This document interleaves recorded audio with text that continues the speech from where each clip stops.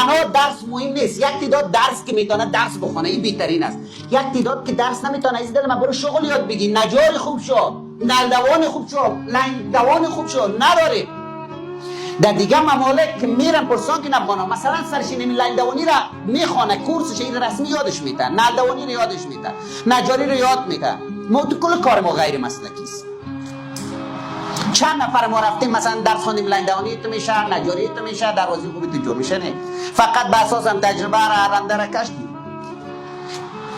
باید اینا رو یاد بگیریم. یک تعداد میگه والا من درس یاد ندارم. صحیح نداری، برو یک کسب خو یاد بگی که تو یک لقمه نان خورده بتونی. زیاد دوستای ما میگه دالمان مثلا کارگر که پیدا نمیشه، افغان خلاص بنان سوسیال شیشته. مثلا به یک نلدوان ضرورت از خوب ماشا میده بلد نیست.